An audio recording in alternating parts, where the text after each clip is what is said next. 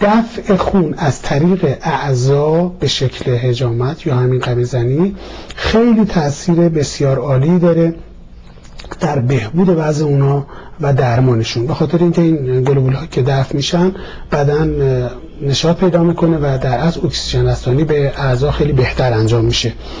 انجام قمیزنی معمولاً به استخوان جمجمه آسیب نمیرسونه چون معمولاً سطحی انجام میشه، ولی در مواردی که خراشای جزئی رو جمجمه هم داشته به خاطر سفتی استخوان ایناییه مشکلی ایجاد نمیکنه. ترمیم زخم‌های قمیزنی که معمولاً شکاف‌های گاهی شاید عمیق هم باشه توجیه علمی نداره واقعا، به خاطر اینکه بعد از انجام قمیزنی معمولاً افراد قمیزن میرن حمام استحمام میکنن و بعد هیچ مشکلی پیش نمیاد. این توجیه علمی نداره چرا حالا به این راحتی بدون اینکه عفونتی بکنه یا مشکلی پیش بیاد و قطعاً از نظر اعتقادی ما این رو از برکت حضرت ابا عبدالله الحسین علیه السلام میدونیم.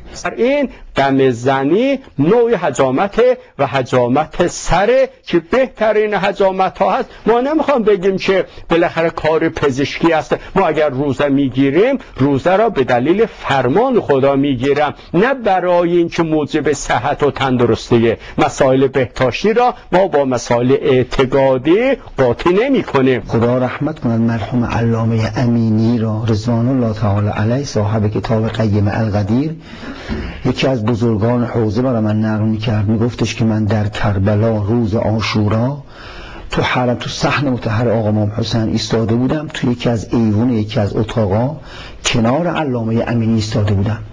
علمای سنی بغداد اومده بودن در کربلا برای تماشای عزاداری. ناگهان هیئت‌های قمزن غرق در خون ریختن تو حرم و بعدم هیئت‌های سینه زنی که از سینه‌هاشون از زنجیر خون میریخت، سینه زن که از سینه‌هاشون خون میریخت، علل خدود لاتمات تو صورت زده بودن، صورت و سر و غرق در خون. این عالم سنی وضع کردید آرام آرام مد کنار علامه امینیش ایستاد که میشناختش. به علامه امینی گفت شیخنا هذا جایز، این کاری که نمی‌کنن جایزه، این کار جایزه؟ علامه امینی فرمود که ان هذا لواجب، نه فقط جایزه بلکه این کار واجبه. چند سال قبل از یکی از مراجع بزرگ در اصفهان پرسیده بودند که قمه زدن چه صورت دارد. خدا رحمتش کند. جمله خیلی زیبایی گفته بود، هم از مسئله فرار کرده و هم جواب شیوا و لطیفی داده بود. گفته بود این کار عشق است و مربوط به فقه نیست. اما قمه زدن ما در این مدت عمر که 70 سال بیشتره ندیدیم مرجعی از مراجع فتوای به حرمت بده. دلیل حلیت به جای خودش هست. بخشین بچه رو آوردنش اینجا که دارن قمه میزنن توی روحیش تاثیر نمیذاره؟ نه خب این بعد از حالا یاد بگیره که تو ادای امام حسین شرکت بکنه. خب من فکر نمی‌کنم این 10 سالش هم شده باشه با خون دیدن و اینا. نه خب اینا بعد از همین بچگی یاد بگیرن که برای امام حسین خون بدن باید اینجور باشه، یه مسلمان یه شیعه باید اینجور باشه.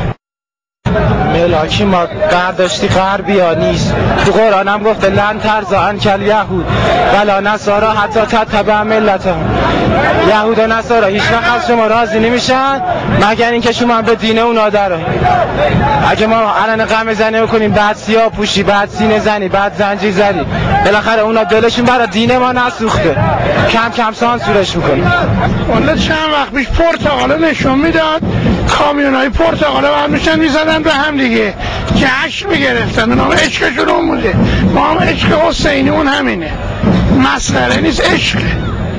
و خود مولا امام حسین سلام الله علیه شاهد است که آیت الله بهاءالدینی خودشون فرمودند روز عاشورا وقتی قمه زنا قمه زدند دیدم هر قمه زنی خیلی بیحاله، همون ملائکه زیر بغلشو گرفتن. خدایا تو شاهد باش راست میگم، امام زمانم شاهد است که راست میگم. خدا میداند نوری را که من روز عاشورا تو قمه زنی احساس میکنم، به خدا راست میگم نه در حج یه همچین نوری حس کردم، نه در تدریسم، نه در تحصیلم، نه در آیت الله عظما بهجت سلمه الله تعالی الان زنده است، او دیگه شاهد نمیخواد چون زنده است. فرمان وقت وقتی اون آقا یه چیزایی نوشت، مرحوم آصف الحسن اصفهانی فتوا داد، اعلام کرد که هر کسی میتواند قمه بزند واجب از امسال قمه بزند. آیت الله بهجت فرمود اون سال 700 مجتهد در نجف از آیت الله آصف الحسن اصفهانی مطابقت کردن، قمه زدند. منم دیدم، هم میترسم و هم بنیه قمه زدن و هنر قمه زدن ندارم. از طرفی هم مقلد سید بودم، آصف الحسن اصفهانی بودم، نمیخواستم مخالفت کنم، لباس پوشیدم رفتم تو قمه زنم و اون لباس من خونی شده و نشستمش. آیت الله بهجت فرمود لباس قمه زنی خونی را نشستم، نگه داشتم، وصیت کردم، گفتم با من دفع کنید. تو قم تا حتی بعد از انقلاب چند سالی هم قمه میزدن و قشنگ صبح ها شروع میمدن تو خیابونو ظاهر میشن، میمدن تو حرم و حتی تو سقف میمدن. وقت مرحومات رو گلپایگانی فرموده بودن که هر کدوم بودن بیمارستان و پانسمان و باند و دارو هرچی خواستن به عهده من. اصلا محمد شیرازی هم یه همچین برنامه داشتن، تقبل میکردن، کفن میدادند. اینا بچه نبودند، اینا چیز میفهمیدن. علامه امینی چیز حالش بود، آصف الحسن اصفهانی چیز میفهمید، مراجع نجف چیز حالشون بود. ناینی و کمپانی بچه نبودن، پهلوان فقه و اصول و تفسیر و قرآن و معارف بودن، چیز میفهمیدن.